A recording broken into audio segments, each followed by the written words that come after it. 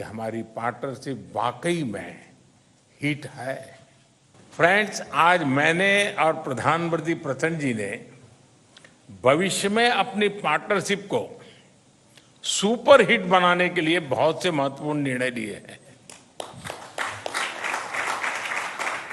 हम अपने रिश्तों को हिमालय जितनी ऊंचाई देने के लिए काम करते रहेंगे और इसी भावना से हम सभी मुद्दों का, चाहे बाउंड्री का हो या कोई और विषय, सभी का समाधान करेंगे कि भारत और नेपाल के बीच ऐसे संपर्क स्थापित करेंगे कि हमारे बॉर्डर्स, हमारे बीच बैरियर्स न बने। ट्रक्स की जगह पाइपलाइन से तेल का निर्यात होना चाहिए। साझा नदियों के ऊपर ब्रिज बनाने चाहिए। नेपाल से भारत को बिजली निर्यात करने के लिए सुविधाएं बनाई जानी चाहिए। फाइनेंशियल कनेक्टिविटी में उठाए गए कदमों का हम स्वागत करते हैं।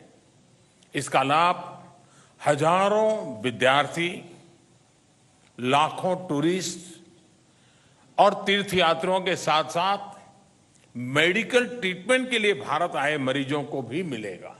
आज भारत और नेपाल के बीच long term power trade agreement संपन्न किया गया है।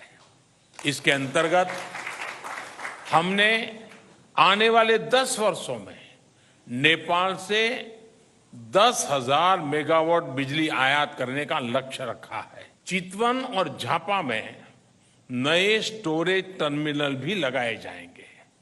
नेपाल में एक फर्टिलाइजर प्लांट स्थापित करने के लिए आपसी सहयोग पर भी हमारी सहमति हुई है। प्रधानमंत्री प्रचंड जी, दोनों डेलीगेशंस के सदस्य, मीडिया के हमारे साथी, नमस्कार। सबसे पहले तो मैं प्रधानमंत्री प्रचंड जी का और उनके प्रतिनिधिमंडल का भारत में हार्दिक स्वागत करता हूं। मुझे याद है 9 साल पहले 2014 में कार्यभार संभालने के 3 महीने के भीतर मैंने नेपाल की अपनी पहली यात्रा की थी। उस समय मैंने भारत नेपाल संबंधों के लिए एक हीट फॉर्मूला HIT दिया था। हाईवेज, आईवेज और ट्रांसवेज। मैंने कहा था कि भारत और नेपाल के बीच ऐसे संपर्क स्थापित करेंगे कि हमारे बॉर्डर्स, हमारे बीच बैरियर्स न बने। ट्रक्स की जगह पाइपलाइन से तेल का निर्यात होना चाहिए। साझा नदियों के ऊपर ब्रिज बनाने चाहिए। नेपाल से भारत को बिजली निर्यात करने के लिए सुविधाएं बनाई जानी चाहिए। फ्रेंड्स, आज 9 साल बाद मुझे कहते हुए खुशी है कि हमारी पार्टनरशिप वाकई में हिट है।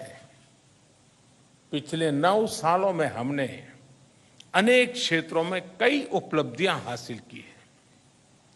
बीरगंज में नेपाल की पहली ICP बनाई गई। भारत नेपाल के बीच हमारे क्षेत्र की पहली क्रॉस बॉर्डर पेट्रोलियम पाइपलाइन बनाई गई। हमारे बीच पहली ब्रॉडगेज रेल लाइन स्थापित की गई। सीमा पर नई ट्रांसमिशन लाइंस का निर्माण किया गया है। अब हम नेपाल से 450 मेगावाट से अधिक बिजली आयात कर रहे हैं। अगर हम 9 साल की उपलब्धियों का वर्णन करने लगेंगे तो पूरा दिन निकल जाएगा। फ्रेंड्स, आज मैंने और प्रधानमंत्री प्रचंड जी ने भविष्य में अपनी पार्टनरशिप को सुपर हिट बनाने के लिए बहुत से महत्वपूर्ण निर्णय लिए हैं।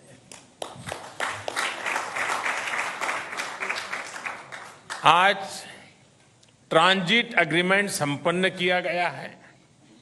इसमें नेपाल के लोगों के लिए नए रेल रूट्स के साथ साथ भारत के इनलैंड वाटरवेज की सुविधा का भी प्रावधान किया गया है।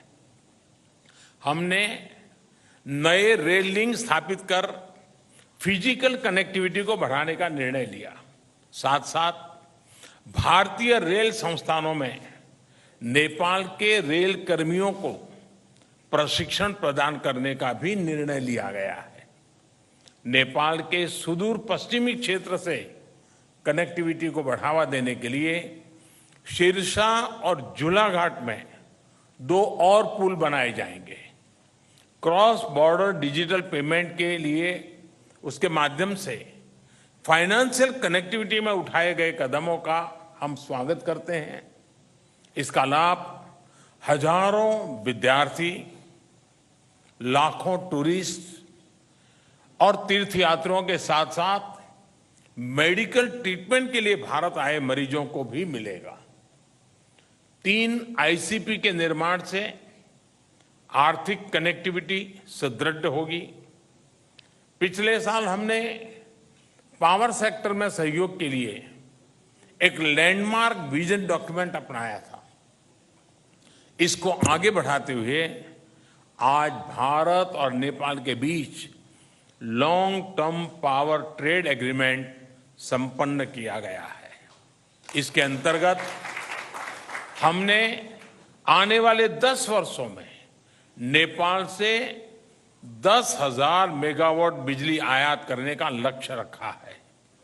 फुकोट, कर्णाली और लोअर अरुण हाइड्रो इलेक्ट्रिक परियोजनाओं पर हुए समझौते से विद्युत क्षेत्र में सहयोग को और बल मिला है। मोतीहारी अमलेखगंज पेट्रोलियम पाइपलाइन के सकारात्मक प्रभाव को देखते हुए इस पाइपलाइन को चितवन तक ले जाने का निर्णय लिया गया है। इसके अलावा सिलीगुड़ी से पूर्वी नेपाल में झापा तक एक और नई पाइपलाइन भी बनाई जाएगी। साथ साथ चितवन और झापा में नए स्टोरेज टर्मिनल भी लगाए जाएंगे। नेपाल में एक फर्टिलाइजर प्लांट स्थापित करने के लिए आपसी सहयोग पर भी हमारी सहमति हुई है। फ्रेंड्स, भारत और नेपाल के धार्मिक और सांस्कृतिक संबंध बहुत पुराने हैं और बहुत मजबूत है। इस सुंदर कड़ी को और मजबूती देने के लिए प्रधानमंत्री प्रचंड जी और मैंने निश्चय किया है कि रामायण सर्किट से संबंधित परियोजनाओं में तेजी लाई जानी चाहिए।